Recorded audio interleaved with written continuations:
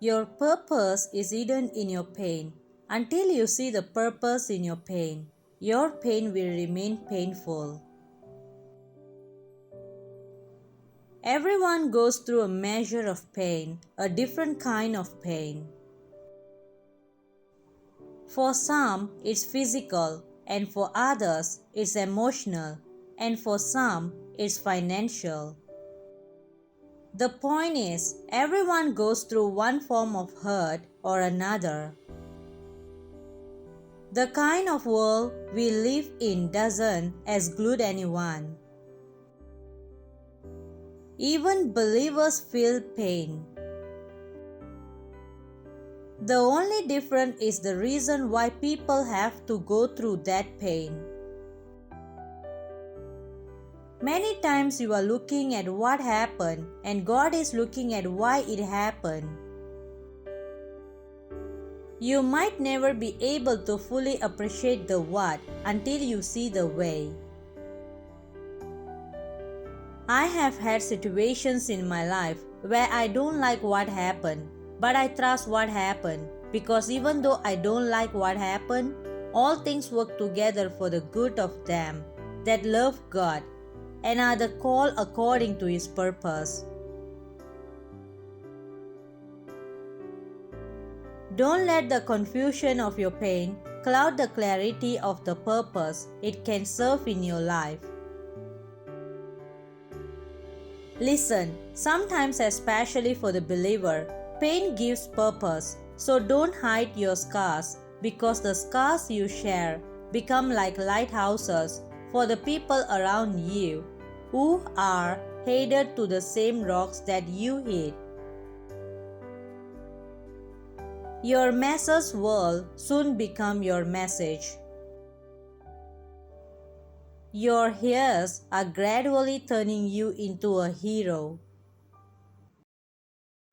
Your trials will soon become your triumph. Your adversity is turning to your advancement. Your frustration will soon become your fuel, and your scars will one day turn you into a star. What is the believer's hope in pain? It is the promise of God that He can bring good out of anything, even pain, if we trust Him. Romans chapter 8 verse 28 is one of the most beloved verses in the Bible. But it's also one of the most misquoted. It doesn't say all things that happen to us are good. That is obviously untrue. Rape, cancer, war, disease, racism, and starvation are not good. It also does not say all things will have a happy ending. That too is not reality. Not every injustice is corrected. Not every disease is healed. Not every pain is removed.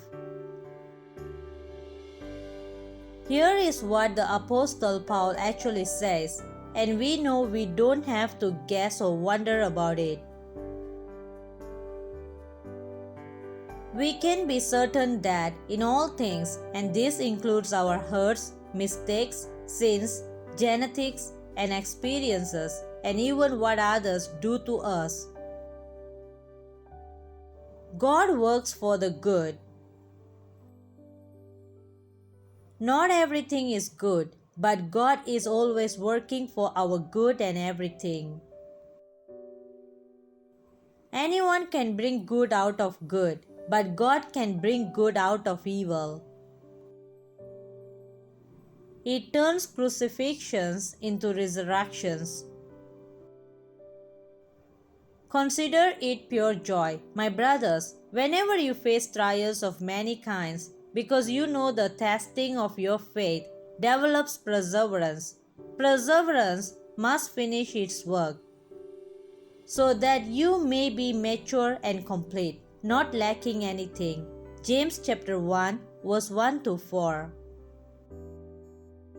This perseverance is a patient but active waiting. The type of perseverance produced by pain is a hope-filled perseverance. We know, as James said, that this suffering, this pain is limited.